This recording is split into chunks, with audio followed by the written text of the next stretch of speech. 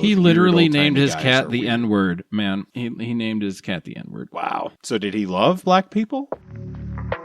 Welcome to Nice Ashes. Join hosts Mike and Nate for cigars and culture. Let's go beyond the smoke.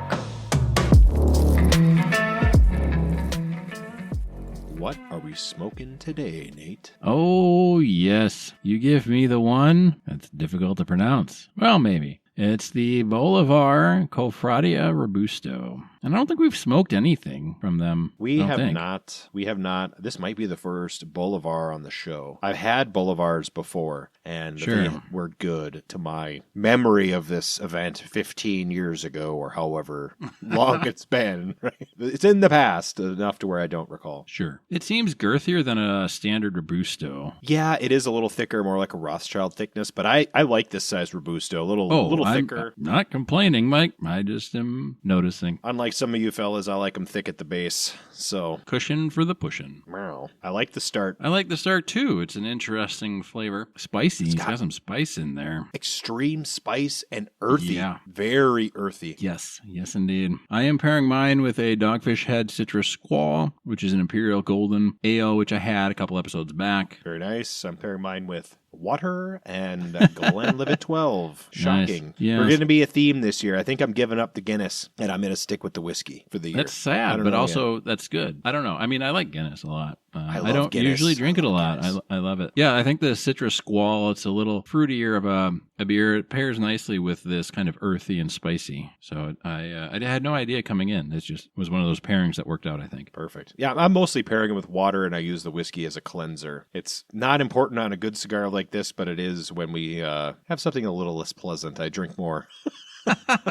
Yes, indeed. So what are we going to talk about today, Nate? Mike, do you know any racists? Do you mean people that are called racist by other people, or people that self-declare themselves racists? A secret third thing, Mike. A secret third thing where they are just flat out racist to the point where they name their cat something very specific. Usually that's the people who self-declare their racism. And I have known one white person who was a neo-Nazi skinhead type person. Sure. And I have known several other people who would not necessarily declare themselves racist, but they do say racist things openly, very openly. Yes. Mostly from the southern United States, these gentlemen are.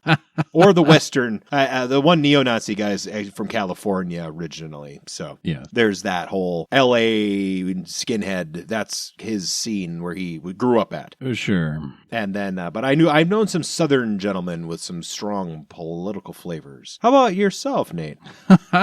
I've never really associated with anybody that was very vehemently racist. You could say that my grandfather and father are racist, but they were racist within the kind of over-encompassing guardrails of their generation. So it wasn't, they would say racist things at times, but it wasn't, they weren't going out of their way to become racist, or they weren't going out of their way to not really necessarily demean other races. It was just, that was the things and the phrases and how they were brought up, not trying to defend racism or racists, but I've known a lot of those guys. I'm talking about a step above that, where I heard a gentleman, a mutual friend of me and this other gentleman, ask him if his daughter was still dating coons in front of his 12-year-old son. Sure. Like just casually over a fire. Oh, yeah. Sober.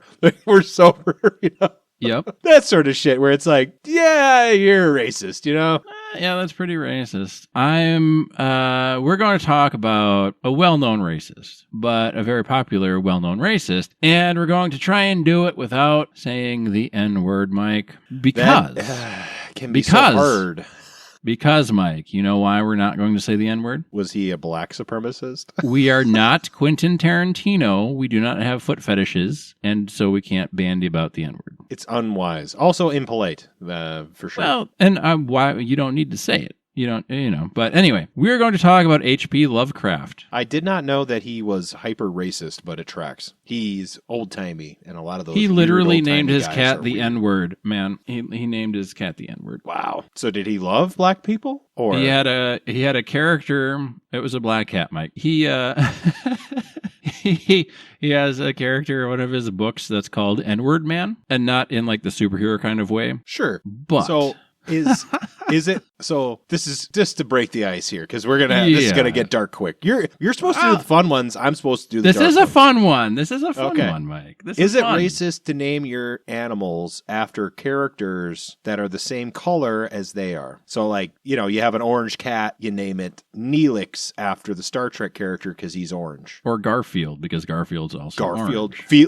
Felix is a black cat, right? Name a Felix a cat, or name it Oprah because it's a black cat or whatever. Yeah, I think with naming it after an actual person would maybe be racist. Unless the hair or the fur of the dog reminded you of Oprah's hairstyle or something, right? Like, I don't know. There's a line in there somewhere, and he's just straight out calling his cat the racial slur. So, which to be fair wasn't a slur. Wasn't a slur during his time necessarily. I mean, I suppose it was a slur, but it wasn't a politically incorrect slur during his lifetime. It could be said out loud in polite conversation. Well, of course, during his time. So we're going to start with a little excerpt from The Call of Cthulhu. The most merciful thing in the world is the inability of the human mind to correlate all its contents. Which is kind of like what we're doing here, because H.P. Lovecraft is a well-known racist person, to the point where there have been several modern Lovecraftian books put out to try and undo his racism, which we'll get to later. We'll get to some of the modern books later. I've got a reading guide that I'll put up on our Patreon as well, that you can avoid a lot of his racial rants by avoiding certain books. So there's books that are more politically correct than others that he's put out. And then, of course, there's some that are just full on racist. And then there's books that are in the Lovecraftian style, but are not racist or anti-racist or racist the other way towards white people, which isn't racism, I guess. But all right, so this is a tangent, and we're not going to get too far off track. Sure.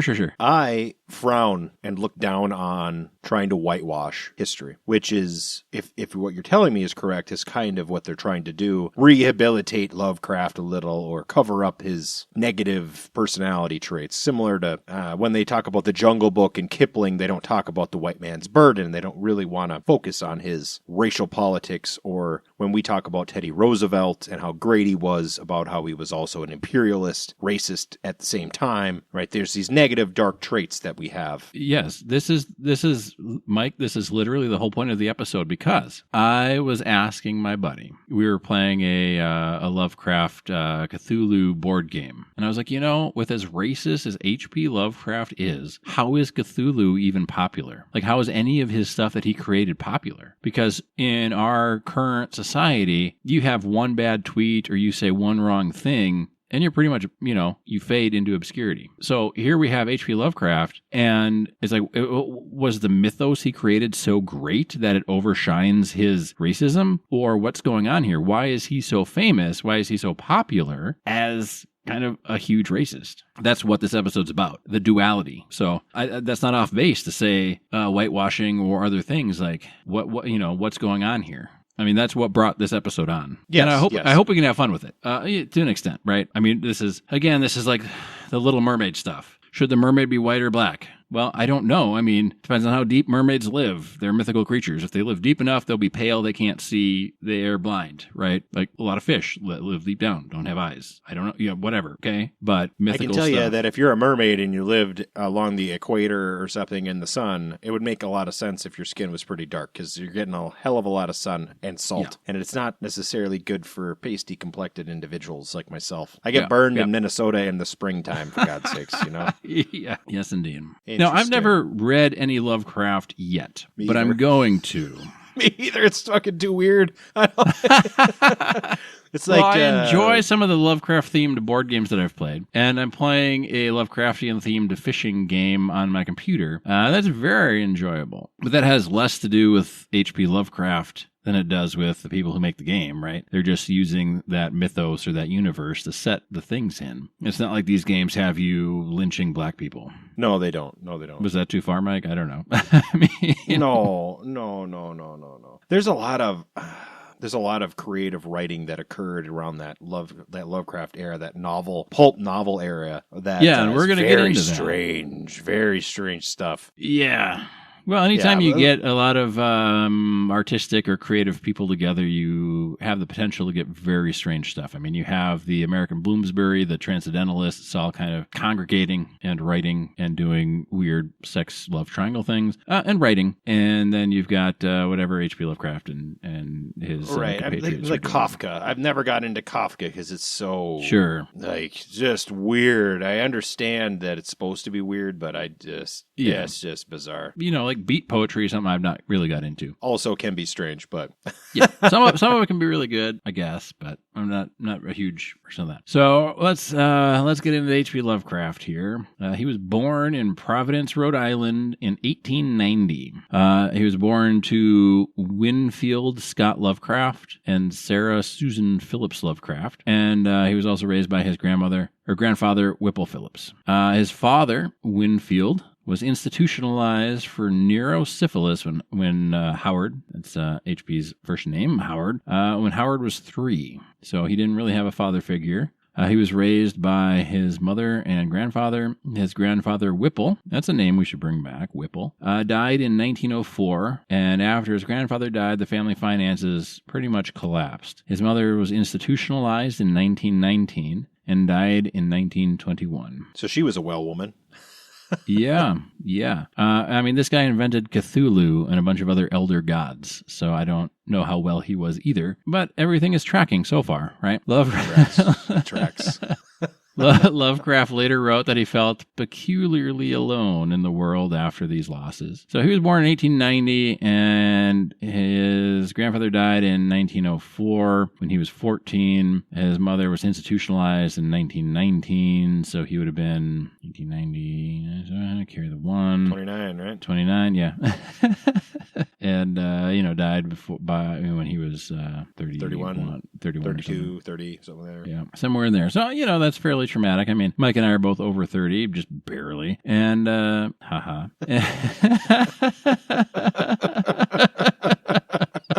Yeah, we're going to go with that. Yeah. His next phase in his life was his marriage to Sonia Green. This was 1924. He married Sonia Green. Here's some important things to know about Sonia. Sonia was Jewish. She was older, financially independent, and ran a millinery business, and she supported Lovecraft financially for a time. The issue with this marriage is that Lovecraft was pretty hardcore anti-Semitic. Always are, aren't they? He was more than racist, right? So in letters, he sometimes referred to Jews in sweeping derogatory terms, but regarding Sonia, he described her as someone who had assimilated successfully into Anglo culture. In a 1930 letter, Lovecraft wrote that certain Jews could be acceptable if they were Nordic in appearance and cultural sympathies. He also wrote elsewhere that Jews could become honorary Aryans through assimilation, language reflecting the racial pseudoscience common in the early 20th century. This really comes into part of his thing because he's not just racist. He is like white supremacist, but very specifically European white supremacist. Yeah, I would say that goes a step beyond the sort of anti-Jewish racism I grew up with my grandparents' generation, because they had the inherited European Catholic Lutheran anti-Semitic attitude that was common amongst those people who were born in the 1920s, right? It's just how things were, and their parents were worse than them, I'm sure. They would be my great-grandparents would be contemporaries of Lovecraft. Yeah. So they maybe they had similar ideas. I don't know. It's tough to say because sometimes you think about your average working farmer, let's say. And even today, I don't really know how they don't really come out and they don't seem like the type that has very strong opinions on race or even gender to that point. often see farmers getting into the fray on those topics. But they're having to work, and if they have a dairy farm or whatever, there's a lot of time required of them. And you can make the argument that up until a certain point where humanity was able to have kind of leisure time, maybe it wasn't thought about a whole lot, at least among the common people, right? I don't know. It's difficult There's to say. significant evidence in the Western United States that was in fact the case amongst the people that lived here, not the government officials, but the settlers, if you will. They didn't divide based on racial lines to an extent. Yeah. Though there were lynch mobs that were race-based, so there's exceptions to rules. Well, yeah, and it's difficult to understand the past, even with all the information we have, because the time they were living in was different than our time now. What was acceptable to them is no longer acceptable to us, so it's hard to put ourselves in their shoes. Right, and if you go back far enough, there was racial homogeny amongst the population. You would never have seen, being a peasant in pre-1700 anywhere, you're never meeting anybody that isn't your neighbor. And all of your neighbors look like you, more or less. Unless you're living in the deep south or somewhere where there's massive slavery in practice. Yes, there's notable exceptions for those locations, but the majority of people didn't live in those hotspots that we talk about. They're living in villages that Iowa have no or slaves. whatever. They're all slaves, probably. And to one extent or another, they're all slaves. Servants or, whatever. Serfs. Yeah, serfs. So H.P. Lovecraft believed in racial hierarchy, but he would make exceptions when individuals fit his cultural ideal. The marriage deteriorated after financial stress. She got kind of sick of footing the bill. He had moved to New York City with her. He was very excited to move to New York City, but he ended up hating New York City, and it only compounded and expanded his xenophobia. They separated in 1926, but they never formally divorced. As they did. Well, yeah, back in that time, divorce was worse than being a racist, I guess. I mean, it's true. It's so sad. This is why, dear listeners who are hating me right now, I love the old-timey racist, sexist nonsense because it's so irrelevant to the modern world, and the things that we think are bad, it's just normal for them. Yeah. Well, I mean, we can look back at this in a couple of different ways, and we can try and understand his life and all of this stuff. We can try and understand his time and whatever. We can condemn him, or we can just say, like, look how far we've come as a society, where he's talking about, you can become an honorary Aryan. Like, nobody I know ever uses the word Aryan, but I'm not hanging out with a bunch of racists, so... I know one guy personally, and I only know him through work. This is not a friendship that was started in my own free will. These guys that I know who are a little on the racist side, I know them. All of them I knew through work. They were not my buds. It was the industry I was in, that sort of thing. Yes. All right, we're going to get into some financial struggles and some poverty here. Lovecraft published primarily in weird tales. He was paid poorly. He was often ghostwriting and revising other people's works. And he was living in near poverty after returning to Providence after his not divorce, but his separation from his Jewish wife. In 1936, he wrote a letter. One of the quotes from this letter was, "I am not only penniless, but in debt." He died in 1937 from intestinal cancer. He was largely unknown outside pulp circles, and after his death, August Derleth and Donald Wandry founded Arkham House to preserve his work. So he lived from 1890 to 1937. So he did not live himself a very long life. As will happen in large U.S. cities of that era for the poor. Yeah, pretty much. We're going to get into the Cthulhu mythos here. Some of the more fun, exciting stuff. But I don't know, do you want to do a cigar check, Mike? I feel like I'm about halfway, maybe a little less. I'm about halfway. Close-ish, yeah. The cigar is still earthy. The earthiness has gone down, and the pepperiness has gone up a little, and it's stabilized. It's very good, very spicy. I'm really liking this cigar. It is very good. Yeah, it is very good. Not a first-timer cigar, but very good. Oh, yeah, not a first-timer, but a season fiver for sure. If you've been smoking with us for sure. For a long time, you might like this one. So we're going to talk about the Cthulhu mythos, creation, and some core stories. So some of the key works are the Call of Cthulhu, which is, I guess, kind of the famous Cthulhu one, At the Mountains of Madness, and The Shadow over Innsmouth. So the core idea that he has here is that the universe is ancient, indifferent, and humanity is insignificant, which it's easy to see from his childhood and kind of his life being poor and in debt, his parents dying at a young age for him, and maybe being insane. It all kind of tracks. There's definitely a pattern.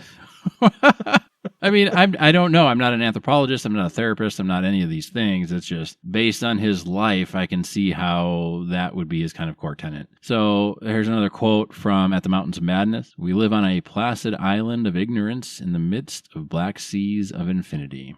So some real uplifting stuff. I want to see more tattoos of this stuff, of these uplifting quotes. Definitely not enough Swedish bands making songs about this material. Very true, very true. His themes are cosmic indifference, forbidden knowledge, degeneration, and madness. Lovecraft encouraged collaboration. Some of his contributors were Robert E. Howard, Clark Ashton Smith, and August Derleth, who kind of kept the mythos alive after Lovecraft's death. Modern influences, people that took influence from Lovecraft, would include Stephen King, to an extent. He does a lot of the Native American mysticism.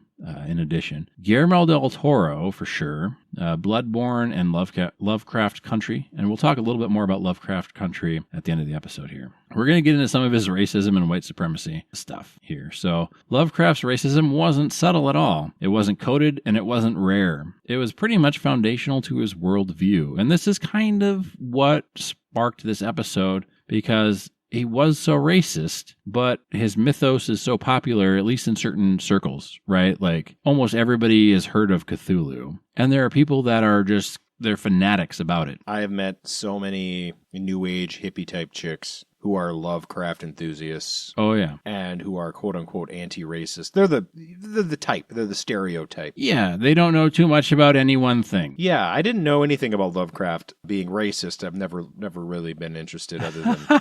I've tried to read some, and it's just too wild. I'm more of a Burroughs guy who's also very racist, but it's fun. It's adventuresome. Yes. So in letters, Lovecraft frequently describes himself as a white supremacist, which is a negative term now, but I don't think he was using it in a negative light when he was writing about it. And I'm going to give you an example here, Mike, and everybody, please know this is a quote from H.P. Lovecraft. This is not Nate talking. This is H.P. Lovecraft. In a 1912 letter, he wrote, "The Negro is fundamentally the biological inferior of all white and even Mongolian races." Common sentiment for the time, yeah. He referred to black people as semi-human, so I'm guessing he was a proponent of the 5/7 of a person or something they had in the South. Or something. 5/8 whatever something like that. Yeah, whatever it was. And in a 1923 letter about New York's immigrant neighborhoods, he described them as a bastard mess of stewing mongrel flesh.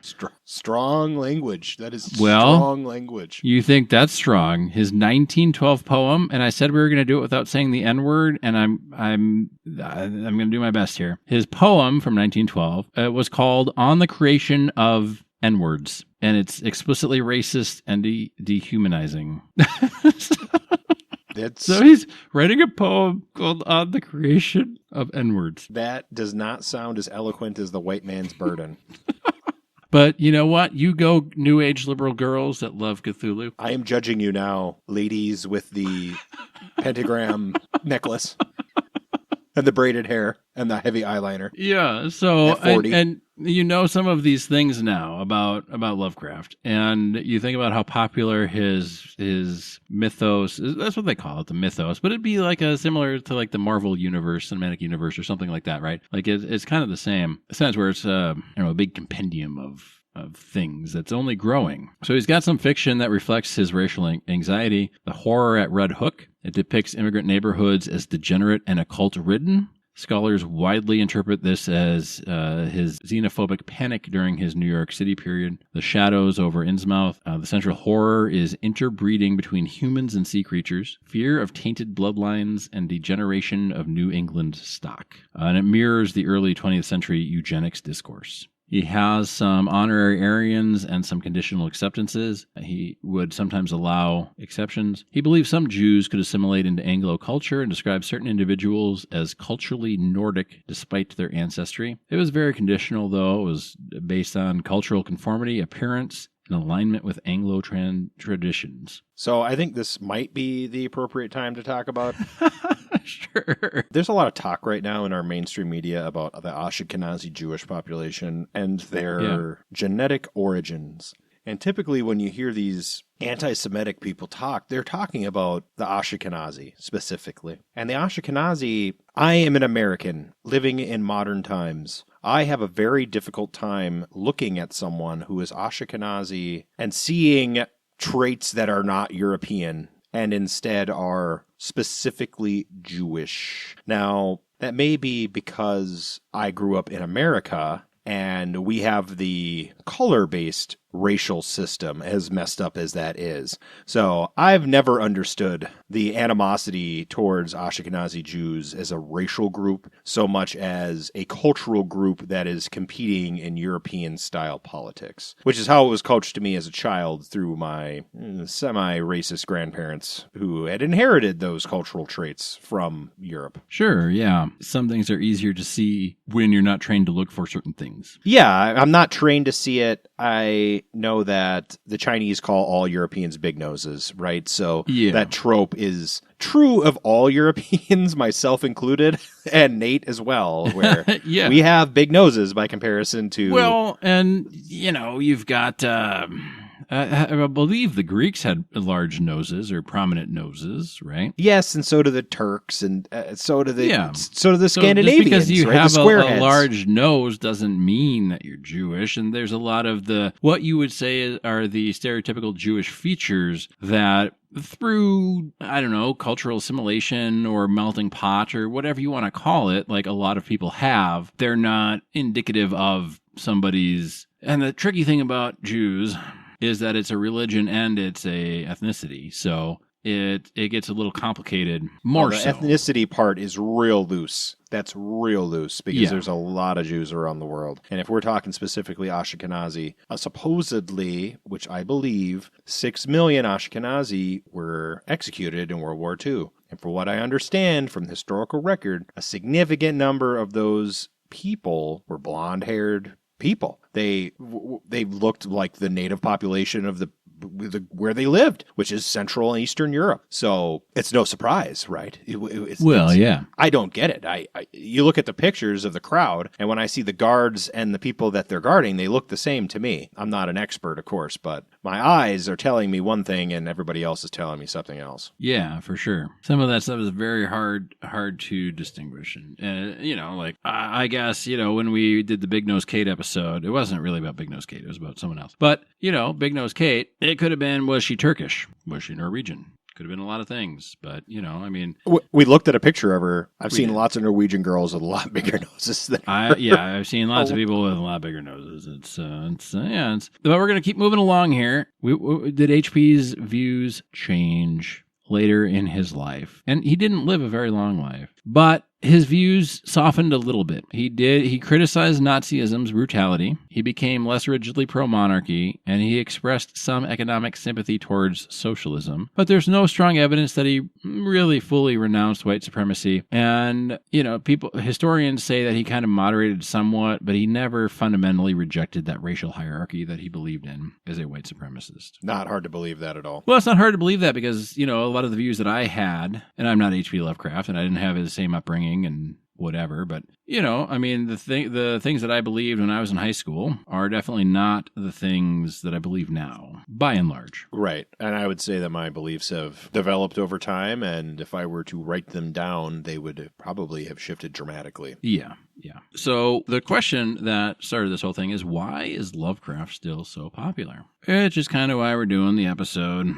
So why is he still popular? Why hasn't he been canceled? He's still so popular because deep down, everybody's a racist prick, Mike. Racist against African Americans. Well, not dark-skinned African Anyone who's and different Jews. Than them. Everyone who's different than them. I see. Everybody. That's a little facetious Nate input that wasn't what anything has been proven to. But his popularity is kind of the paradox, because a lot of people have been canceled, at least in modern times, from, 2015 onward, for sure. But he wrote explicitly white supremacist letters, and he's one of the most influential horror writers in history, even if you don't like Lovecraft. I mean, we talked about Stephen King being influenced by him, and Guillermo del Toro being influenced. And it still is thriving. Like it's maybe not in movies. There's not a whole lot of Cthulhu movies out there. There's a couple, but there's not a lot of movies out there. But the literature is out there. The board games are out there. The video games are out there.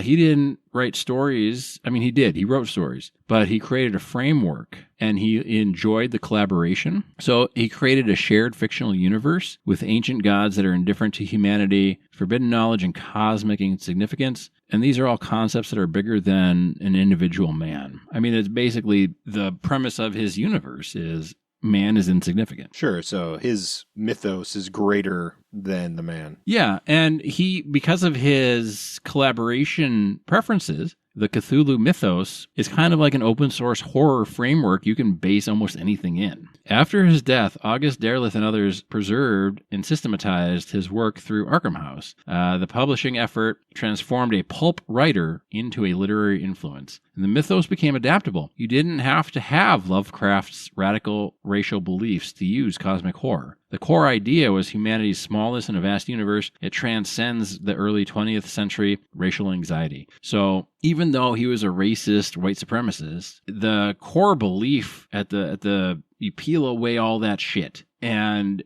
probably because of the time that he wrote this stuff, a lot of people felt really small because this, you've got radio, you've got television coming, you've got world wars coming. Humanity feels very small. So I think it just kind of latched on because it was the right thing at the right time, regardless of the author's beliefs. Well, and those beliefs up until relatively modern times, yeah, the publishers could hide them, number one. Number two, no one would have cared until 1970 at all. Publishers didn't have to hide them. Didn't have to hide it. Number three, even if they didn't hide it and it was acceptable, you had to actively go out and find this stuff. You had to go to the library and seek it out. Well, and this would have been a thing, I can imagine, Mike, because in the 70s, 60s, and 70s, you had a lot of culture, you had a lot of counterculture, you had a lot of people living on the edge or wanting to live on the edge. So Lovecraft, because he had been published so long ago, even then, it would be something like, hey man, have you checked out this Lovecraft guy? He's a bit racist, but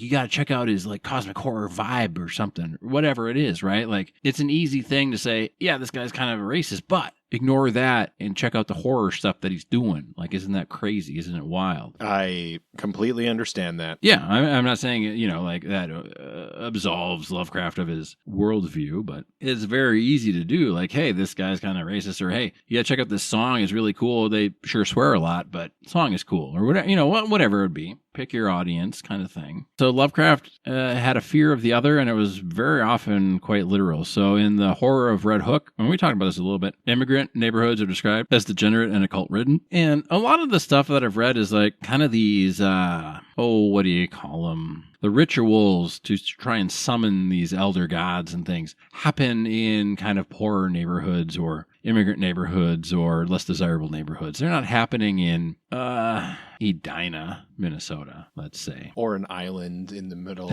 of St. Thomas, or a ranch in New Mexico, or a New York high-rise formerly owned by Lex Wessner. Yeah, or somewhere in the District of Columbia. Yeah, I'm not going to name any colors of those houses. Yes.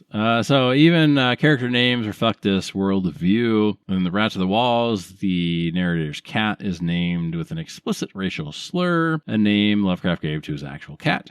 The text includes that name directly, which is jarring to modern readers and forces confrontation with his casual racism. And, certainly there's a quote-unquote, of the era or the era's language. But I believe here firmly that Lovecraft took this beyond what you could kind of casually say is language of the era. He was a step above the yeah. standard casual racism that was the norm. I would classify Samuel Clemens as using language of the era. Samuel Clemens used language of the era for a purpose to Yeah. expose bad actors. And modern audiences, not even audiences, modern scholars have tried to manipulate that to something it is not. Yes, I love Samuel Clemens. I'm not going to get off that soapbox. Wow, they're trying to do the same thing to Tolkien, and that was my soapbox. It's like he wrote letters explicitly saying something that you're saying he was for. Like he explicitly said he's against it multiple times, including letters to Hitler.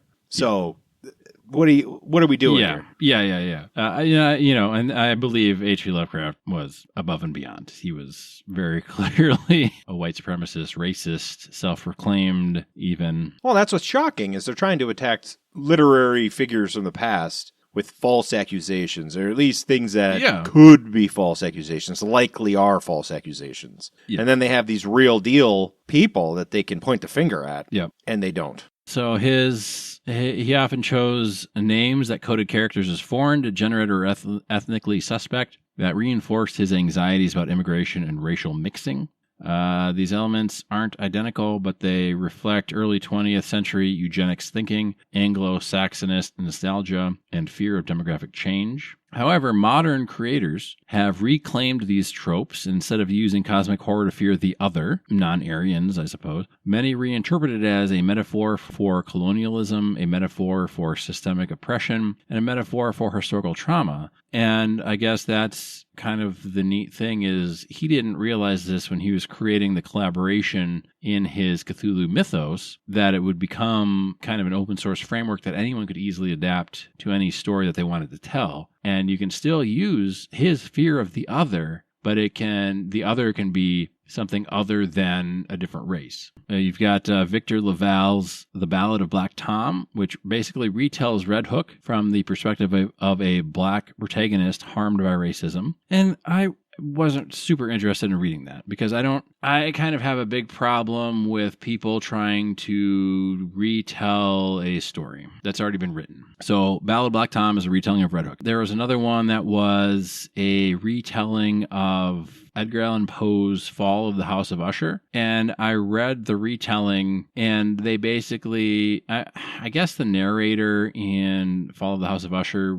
wasn't explicitly gendered, but they made the investigator in the retelling, it's basically the Fall of House of Usher. They just added some extra stuff and made the narrator a female. And it's still a good book, but it's like you're basically just rewriting another famous book. Add some nouns and pronouns, and all of a sudden it's new. Yeah, and they wrote a sequel to it, and I read the sequel too, and it's kind of the same gothic horror stuff, and the second one is a new story, which was better. But Lovecraft Country, and I've read that. It reframes cosmic horror through Jim Crow America, and I liked Lovecraft Country. I thought it was really good. And it wasn't a retelling. It was just using the framework, like the open source framework of the Cthulhu mythos. And yeah, sure. Why not? I mean, go for it. So yeah, I would recommend Lovecraft Country. I haven't read Ballad of Black Tom. I haven't read Red Hook. I haven't read any H.P. Lovecraft, honestly. I'm going to at some point. I've been forcibly exposed to a significant amount of women's themed television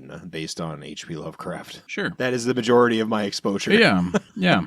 The other thing to think about is, separation of art and artist. So a lot of people think that Lovecraft's philosophical horror stands apart from his racism, even though his racism plays part in a lot of his books and stories. Writers, Stephen King and Guillermo del Toro, which we talked about.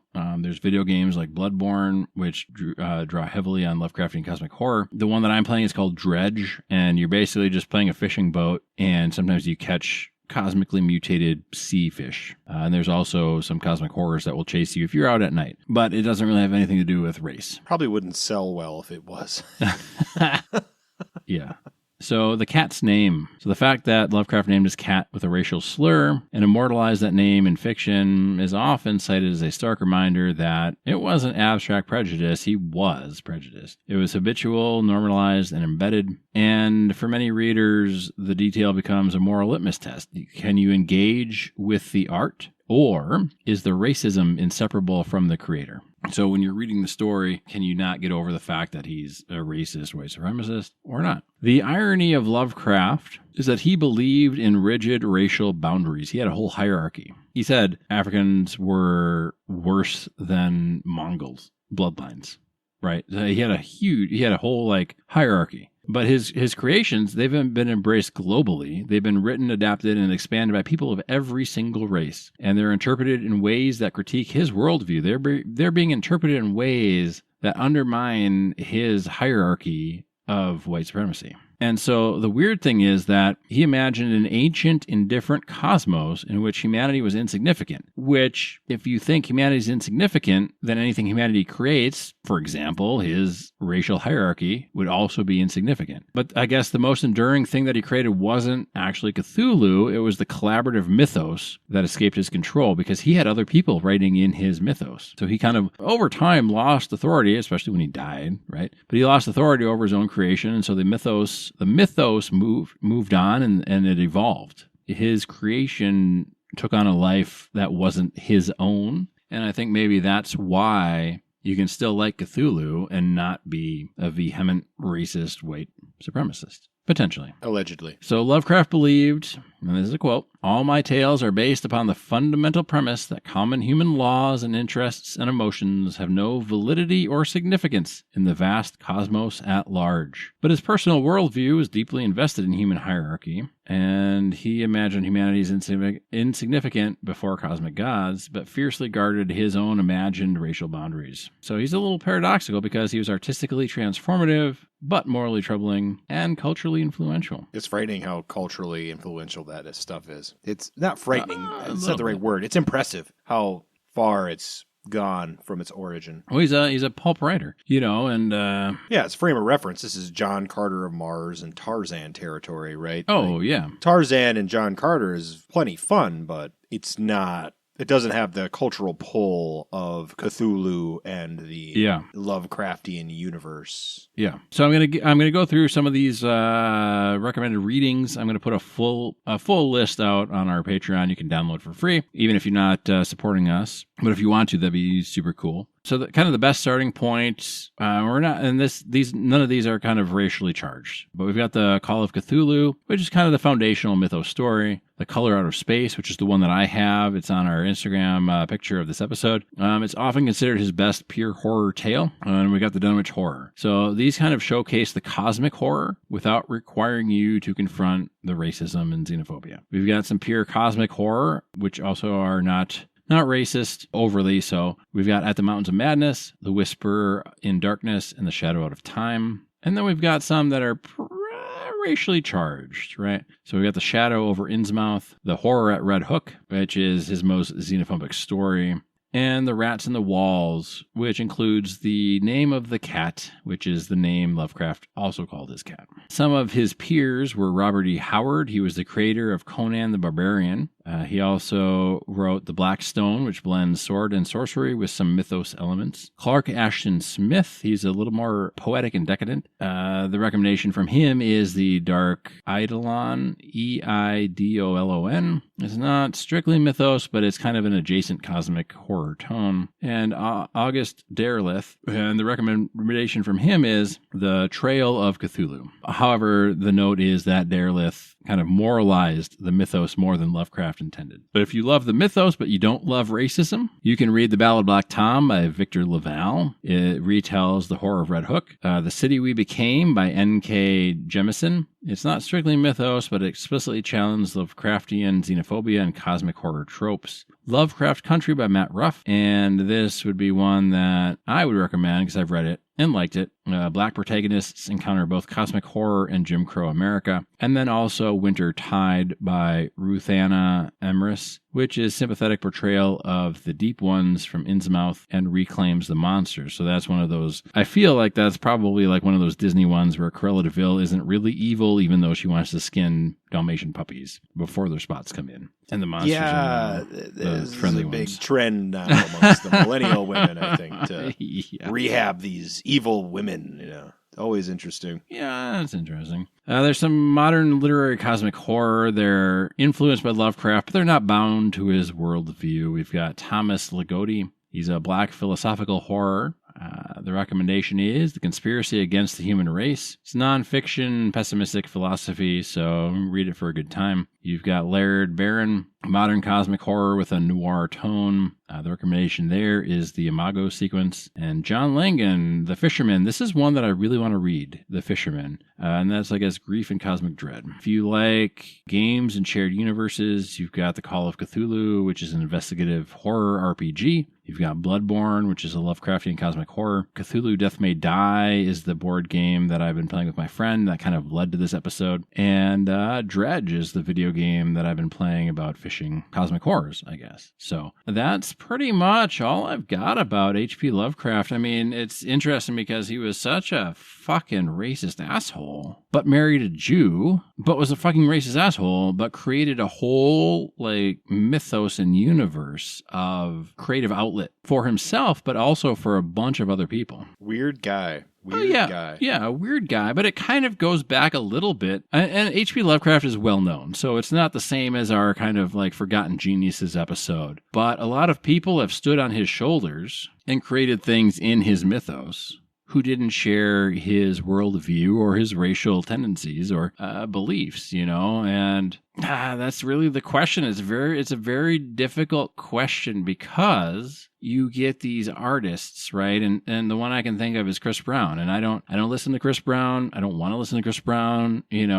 He's a woman beater, and I'm not interested in that. But you find out so much about a lot of these people, and there's that saying, don't meet your heroes, right? And can there be a separation of the art from the artist? I mean, to an extent, there has to be. I mean, otherwise, conservatives would never watch anything. There has to be, and the farther back you go, the more the artist's beliefs are going to be troublesome to the modern audience. It's just a fact. I don't know what Da Vinci's political philosophy would be in the modern world, but I'm going to guess it's going to offend some people. I don't think he likes Catholics, I'll tell you that.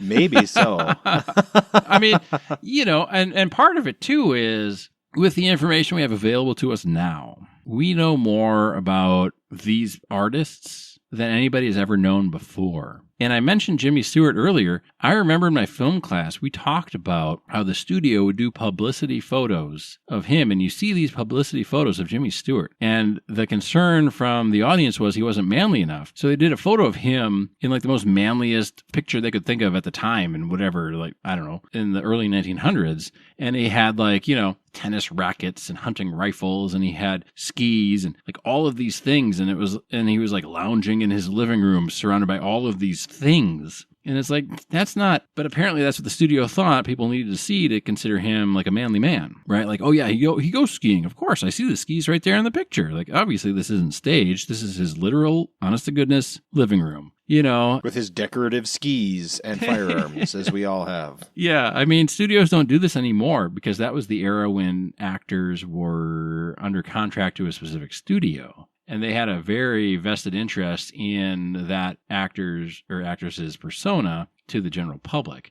But that didn't tell us what Jimmy Stewart believed. That just told us what the studio wanted the American public to think about Jimmy Stewart. That didn't say he wanted equal rights for all genders or that he was a racist. It didn't say any of these things. You don't really know what his beliefs are. So it's a relatively modern phenomenon or modern convenience, I guess, that we have where we can find out what these people believe and think. Whereas going back through history, you didn't have that ability to find those things out to a certain extent. Obviously, H.P. Lovecraft wrote a lot of racist things. So you can clearly see that if you pick up certain of his stories, but it might not be apparent that he had a whole hierarchy for races by reading his books. So it's kind of a modern luxury to be able to go back and inspect these people, or even inspect the people of our time and how they are. It wasn't really something that was historically available to people. It's modern luxury and modern sickness. Why do I care what an adult pretender thinks about anything? Most of these actors and Hollywood types barely passed through school. Some of them probably didn't, in fact, pass through school. And they spend their entire lives pretending to be other people. So why would I care about their political opinion on hot topic X? It's irrelevant. They're not even real people. Do they even know who they are? They spend their whole lives being somebody else. Yeah. And they're hyper wealthy. They don't have struggle in the same way that people listening to the show do. Well, whatever even that H.P. Lovecraft had, to be honest. Yeah, well, I mean, he had some of that was self-induced. Apparently, he married himself a sugar mama and left her. Yeah, like from a certain point of view, you could read it that or way. She left him, or whatever. I mean, right. He let his own racism destroy his life. Potentially. Yeah. So, not a role model. That's a fair assessment. I mean, you could say that. Based on limited information, obviously. None of us, we didn't live during that era and that time, and it's difficult to know for sure, but generally, the more people you get along with, the better off you are in life. So, to an extent. That's been my experience. But yeah, I mean, it's interesting because you can read some of these things where you've got, actors and actresses that love to go out and, talk. A lot with apparently no filter, and you can sit there and be like, wow, that person's really not on the same side as that I'm on. And part of it is our current culture is to do the us versus them. So it's always, Republican versus Democrat or conservative versus liberal instead of, ruling class versus everybody else, the Soylent Green types. And it's easy to get angry at people, but then sometimes, you can watch a movie or you listen to a song or you can do whatever. And you just sit there and say, it doesn't really matter what this person believes. This is entertainment for myself, and this performance is fucking great, or this performance sucks. Whatever it is, but their political viewpoints at that point in time of you consuming some sort of fictional media doesn't really matter. It matters as little as the race of Ariel, the Little Mermaid, who's a fictional creation from whatever, right? I mean, it's not relevant. It's not relevant as long as you don't want it to be relevant. Yeah, it does not matter. If you're consuming entertainment for entertainment's sake, I kind of feel the viewpoints of the person performing or creating don't matter a whole lot. I mean, certain things resonate with certain people. That's the point of art. Well, being in the entertainment space is going to attract a certain kind of person. And we know that there's nepotism and a lot of back scratching in Hollywood, and there's the casting couch system. So you're excluding certain individuals by default. So the people you're getting are not the best and the brightest, is what I'm trying to say. Well, they're not the best and the brightest, but let me take you on a little thing here, Mike. I took the kids to the Minneapolis Institute of Art twice in 2 weeks. Okay. And they have an exhibit, or they had an exhibit, it's gone now, about silver from Bergen, Norway. And I went in there, and they had a painting from Edward Munch. I'm sure you know him. I do. And he painted, this painting was Two Human Beings, the Lonely Ones, from 1894. And it's just two people, and it's black and white. It's just a sketch, basically. But I took a picture of it. It's dry point, roulette, and plate tone in dark brown ink. And you see their backs. It's a man and a woman, and they're looking out, presumably at the sea or some water. And it spoke to me. And I don't know anything about Edward Munch. I mean, like about his personal views or anything like that. I was just there to see stuff from Norway. And I was like, wow. And that's not a movie. That's not a song. That's just a painting. You go through a museum and you see a painting and it just speaks to you randomly off the wall. You're not thinking about what their personal views are on the world or race or sex or gender or anything like that, or politics. You're not thinking about that. It's just something that leaps out at you and speaks to you somewhere, right? And I think that's maybe the purpose of art to an extent. I mean, nowadays, of course, it's, you can launder money and put out a Melania documentary or whatever. I was going to say, I think the purpose of art is laundering money, but in the appreciation sense, it should be independent from the artist. I'm going to guess that Edward Munch had some pretty nasty political opinions based solely on his country of origin and timeline of living. Well, I mean, think about Vincent van Gogh. He's not laundering money. No, he personally is not. His brother, maybe. All right, his political opinions, he was a crazy person. So why would you care? Yeah, got some fucking Baller paintings, though. Oh my gosh. It's like Shia LaBeouf just did an interview. Haven't watched it, but Sure. the little bit that I've seen, he's a crazy person. Why do you care what he has to say about anything? He's a crazy guy, you know? Yeah. Like, he's got some good movies, but he's been in some good stuff. He's a fine actor. I've always enjoyed him in the movies. But he is a crazy guy, and that's maybe on purpose. He was made crazy if MK Ultra is involved, right? Yeah. Or what's his name?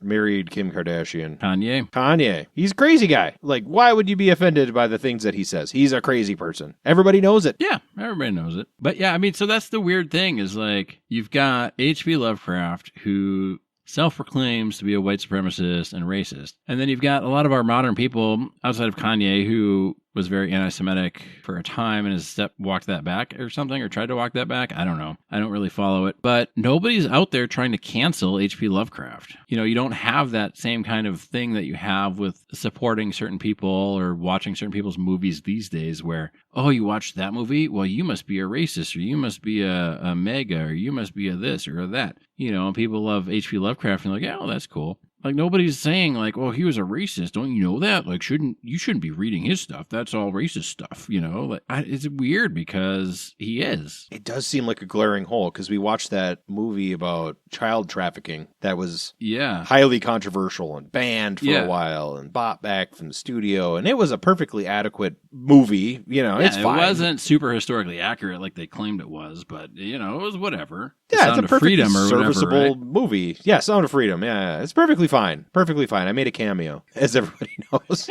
who listened to the episode.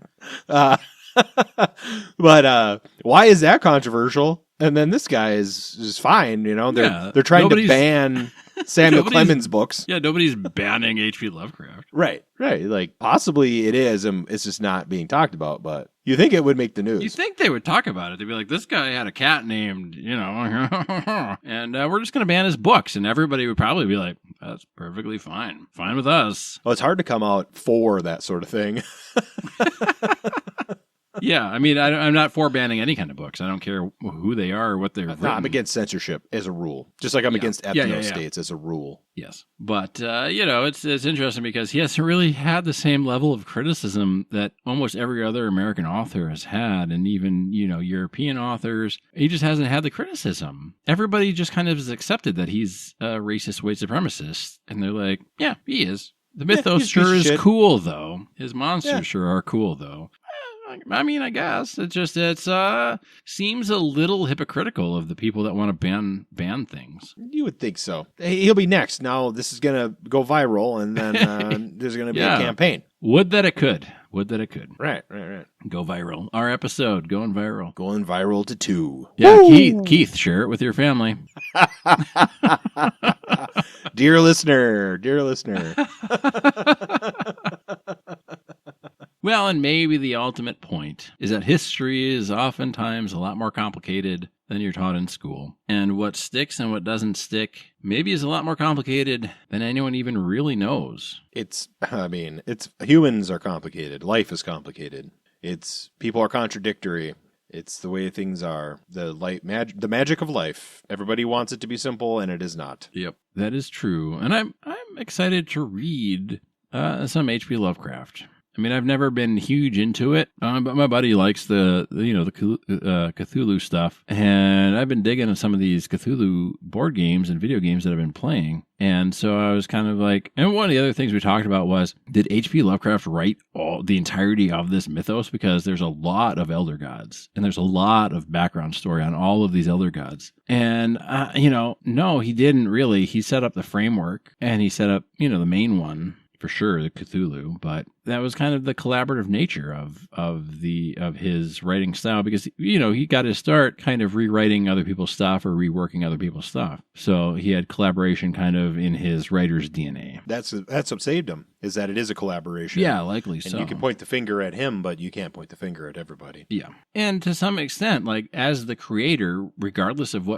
honestly, look at Henry Ford and some of the stuff he wrote. Well, he was a nasty man. He was a real nasty man. Yeah. Also, a better industrialist than anybody we have alive today, as far as treating his workers well. Yeah, and he's still held in fairly high regard with the caveat of his views, right? But I mean, he's not necessarily being demonized by anybody. Well, it's just accepted. Yeah, I mean, he didn't have ran a racist newspaper. blood diamond mines in South Africa.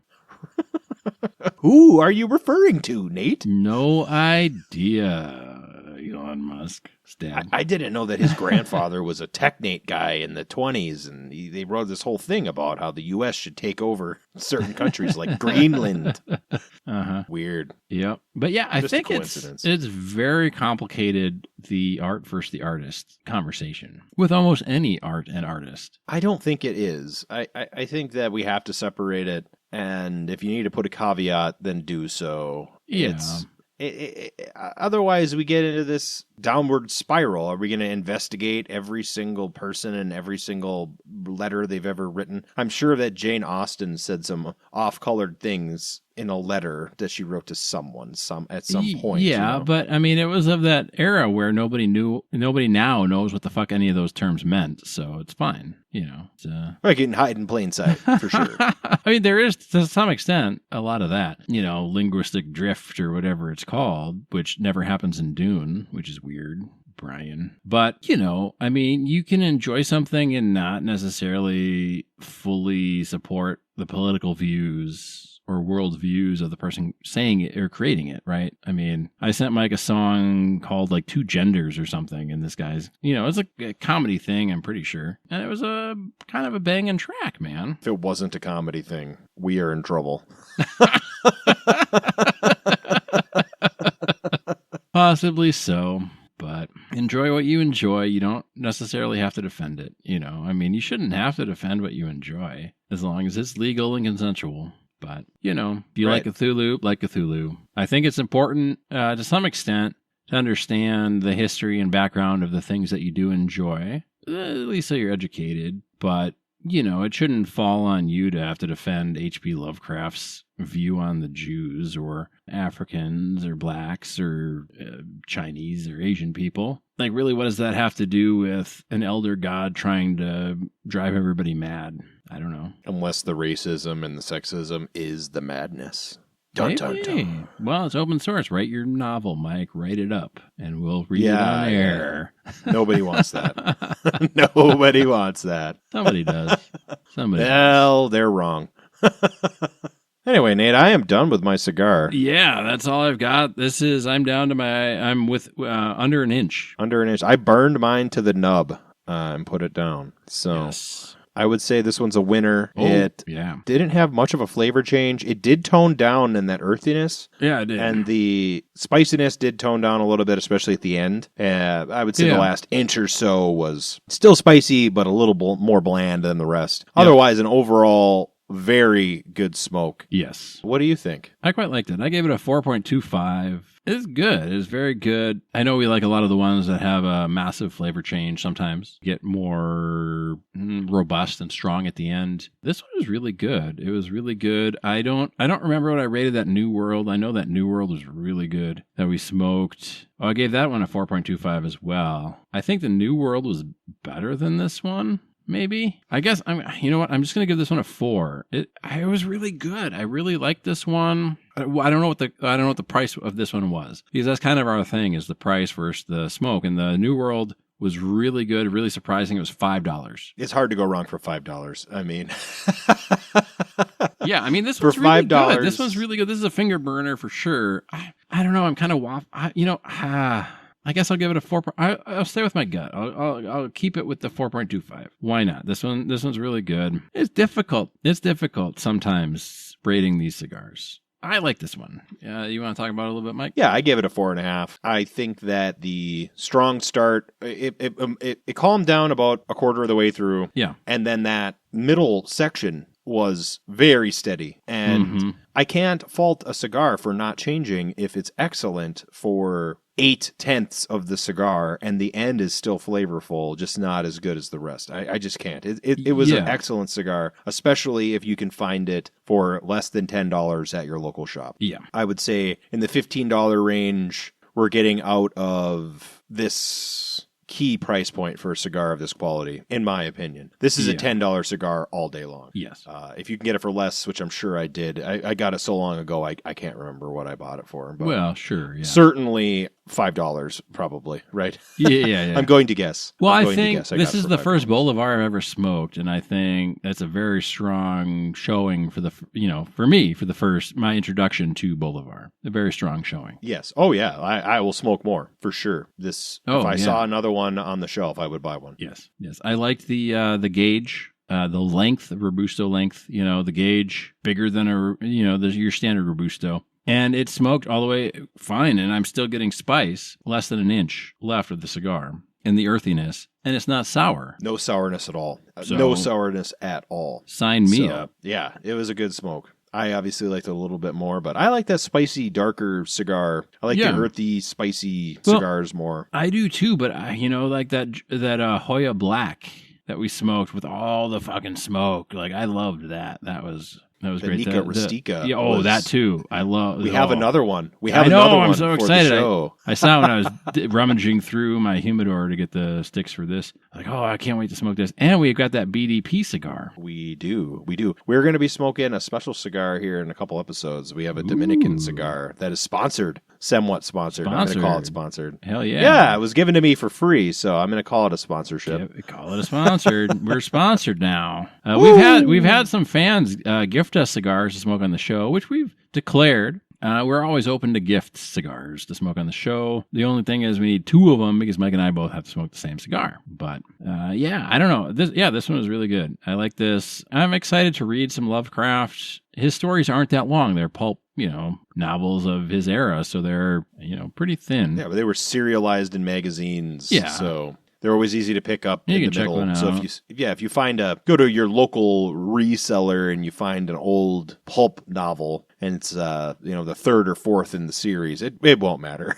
Yeah, it doesn't matter. And the other thing is they've published a lot of kind of collections, right? So a lot of these were very short stories. So you can go out and buy a 200-page H.P. Lovecraft collection. It's got 4 or 5 of his short stories in it. And you can read it and get an introduction to it. And if you like it, you can read more. You can read some of the expanded universe or the expanded mythos, right? You can read, I think Lovecraft Country Lovecraft County did a great job of kind of capturing some of the racial tensions on the other side of HP, but also the cosmic horror. So you don't have to read necessarily Lovecraft to get that same cosmic horror or that same mythos if you don't want to, which is kind of neat, I think. Yeah, it's part fan fiction. I'm sure you were active in the fan fiction scene of the early to mid-aughts that flourished online. I guess there's a lot of stuff going on still. My nephew, he's big into the fan fiction. He's got an app